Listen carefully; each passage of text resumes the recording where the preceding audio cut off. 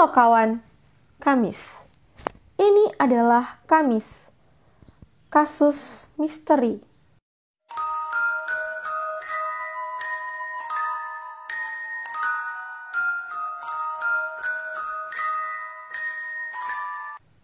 Di mana saya akan menceritakan mengenai kasus-kasus dan cerita-cerita horor yang akan saya upload setiap minggunya di hari Kamis. Untuk kasus pertama yang akan saya ceritakan, saya akan menceritakan kasus-kasus yang ringan-ringan terlebih dahulu. Sebelum kalian mendengarkan cerita saya dan menonton video saya, ada baiknya kalian menggunakan handset terlebih dahulu. Ini adalah kasus mengenai The Springfield Tree, di mana kasus ini menyebutkan bahwa ada 3 wanita menghilang di tengah malam pada tanggal 7 Juni tahun 1992 di The Springfield, Missouri, Amerika. 3 wanita tersebut bernama Cheryl Leavitt yang saat itu berusia 47 tahun, kemudian Susan Streeter yang saat itu berusia 19 tahun, di mana Susan Streeter adalah anak dari Cheryl Leavitt. Dan wanita ketiga yaitu bernama Stacy Nicole yang pada saat itu berusia 18 tahun, di mana ia adalah sahabat dari Susan. Awal dari cerita tersebut adalah, jadi Susan dan Stacy ini adalah sahabat dari kecil, namun mereka akhirnya berpisah dan kembali ketemu lagi, di mana mereka adalah lulusan dari SMA yang sama, di mana pada tanggal 6 Juni tahun 1992, Susan dan Stacy akhirnya merayakan kelulusan SMA-nya yang bernama Kickapoo High School. Kalau kalian tahu, biasanya para remaja akan merayakan kelulusannya dengan berpesta. Dan itulah yang dilakukan oleh Susan dan Stacy. Susan dan Stacy sepakat untuk merayakan pesta di rumah Janelle Kirby, yang dimana Janelle Kirby adalah teman dari Susan dan Stacy. Susan dan Stacy pun berniat untuk menginap di rumah Janelle Kirby. Namun sesampainya mereka di rumah Janelle Kirby, mereka melihat rumah Janelle Kirby sangatlah ramai dan banyak orang. Akhirnya mereka memutuskan dan mereka merunding untuk menginap di rumah Susan pada malam itu. Keesokan harinya, Janelle Kirby dan pasangannya akhirnya pergi ke rumah Susan untuk bertemu Susan dan Stacy. Karena Susan dan Stacy juga Janelle Kirby dan pasangannya sudah memutuskan untuk berjanjian kalau mereka ini akan pergi ke Whitewater Amusement Park pada pagi hari. Sesampainya Janelle dan pasangannya di rumah Susan, Janelle melihat keanehan di rumah Susan. Karena Janelle selalu tahu bahwa Susan itu kalau misalnya memarkirkan mobilnya, dia selalu memarkirkan mobilnya di garasi rumahnya. Namun anehnya kenapa mobil tersebut berada di parkir halaman Susan. Akhirnya, Janelle pun mencoba untuk melihat sekitar rumah Susan dan mencoba untuk pergi ke dalam rumah Susan. Tampaknya pintu tersebut terbuka dan tidak terkunci. Hanya ada pecahan-pecahan kaca di balkon rumah Susan. Ketika Janelle masuk, Janelle disambut oleh anjing peliharaan Susan yang bernama Cinnamon. Dan akhirnya Janelle pun menunggu Susan dan Stacy di sana. di dalam rumah Susan. Namun tidak ada juga tanda-tanda dari Susan ataupun Stacy maupun ibu Susan yang bernama Cheryl Leavitt. Ketika Janelle mencoba untuk menunggu Susan dan Stacy di dalam rumah, ada 2 telepon yang masuk dan berdering terus-menerus di rumah Susan. Dan akhirnya Janelle pun penasaran dan ia mencoba untuk mengangkat telepon tersebut. Saat Janelle mengangkat telepon tersebut, di ujung telepon sana ada seseorang yang berbicara dengan nada kasar dan bernada seksualitas.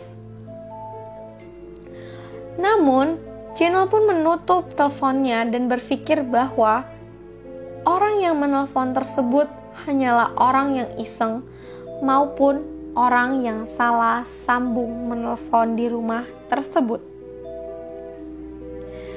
Tidak lama kemudian, akhirnya Janelle dan pasangannya memutuskan untuk kembali pulang ke rumahnya karena tidak ada tanda-tanda dari Susan dan Stacy. Janelle pun belum curiga dan belum merasakan kecurigaan di mana Susan dan Stacy tidak ada kabar. Dalam cerita yang lain, Stacy sudah berjanji kepada ibunya yang bernama Janice untuk menelpon atau menghubungi atau memberitahu ibunya di pagi hari ketika ia akan pergi ke water park. Namun, ibu Janice atau ibu Stacy ini tidak kunjung menerima telepon maupun pesan teks dari Stacy. Akhirnya, ibu Stacy ini setelah Janelle Kirby pergi dengan pasangannya untuk pulang, ibu Stacy akhirnya mencoba untuk pergi ke rumah Susan. Karena ibu Stacy bingung dan khawatir akannya Stacy, keadaan Stacy, kenapa Stacy tidak kunjung menelpon atau mengabari ibunya. Akhirnya, ibu Stacy pun berniat untuk menjemput anaknya tersebut dan mencoba juga untuk menelpon ataupun mengirim pesan teks kepada Stacy. Namun tidak ada satupun kabar dari Stacy menjawab telepon maupun membalas pesan teks yang dikirimkan oleh ibunya. Setelah sesampainya ibu Stacy di rumah Susan, sama halnya dengan Janelle, ibu Stacy tidak melihat apapun di rumah sana.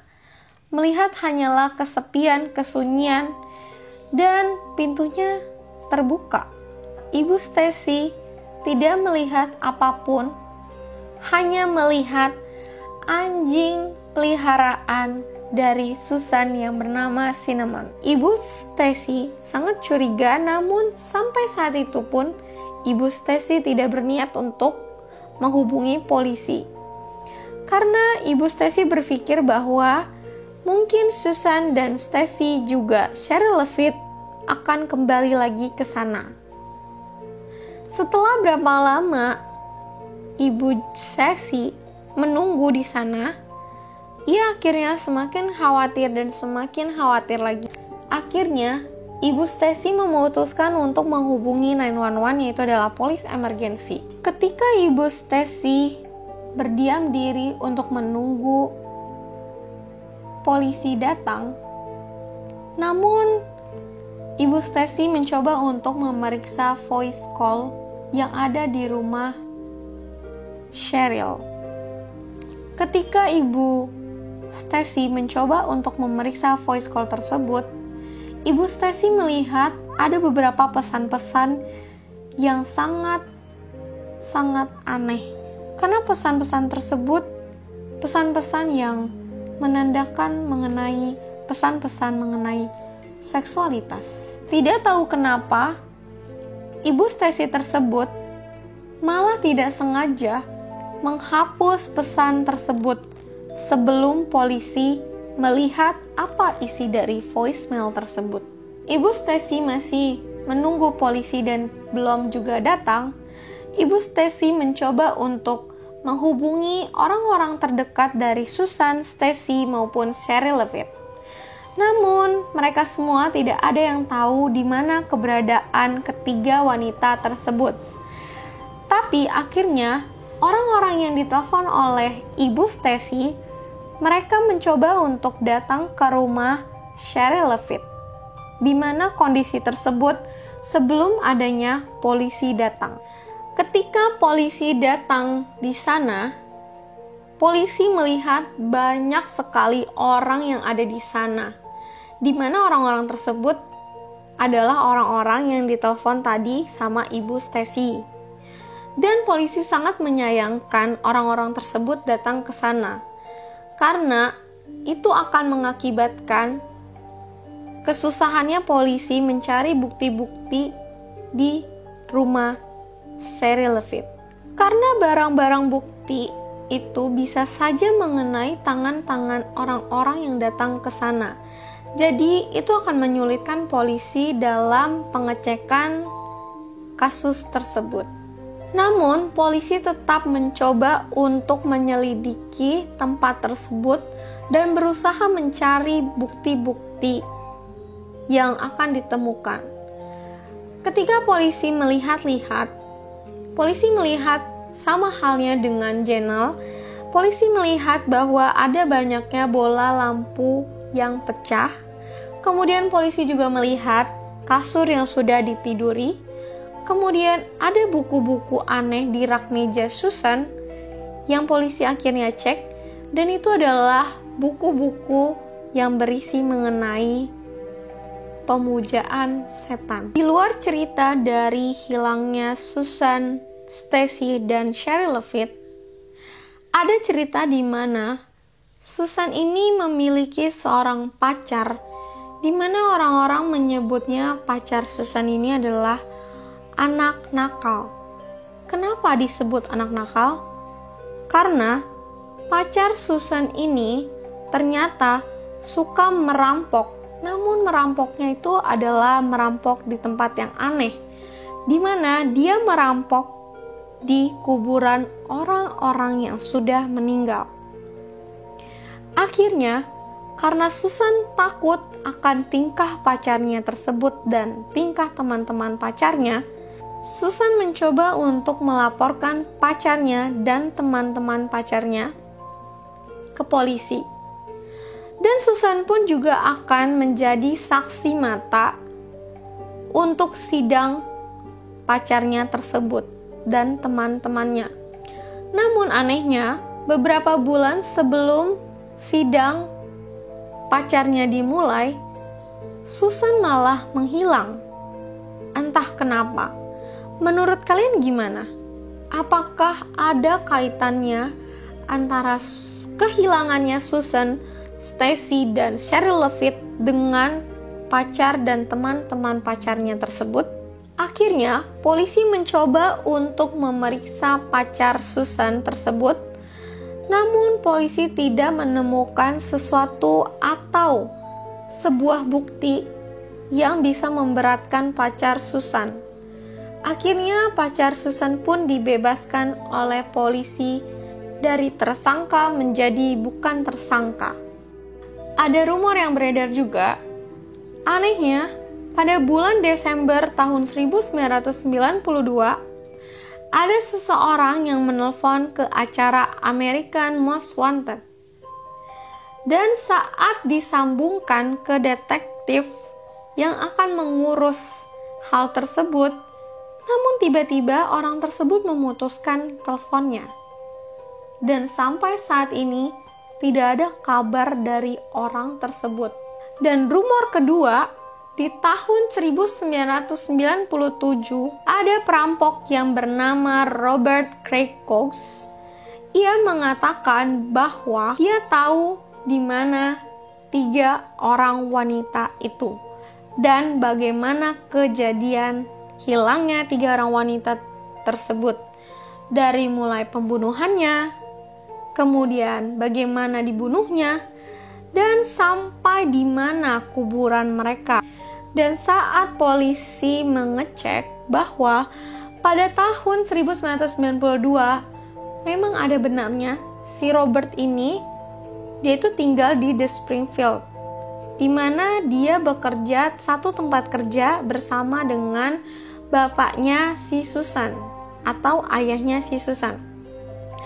Namun, polisi menganggap bahwa Robert tersebut hanyalah mengarang cerita saja karena ia ingin menarik perhatian media atau surat kabar.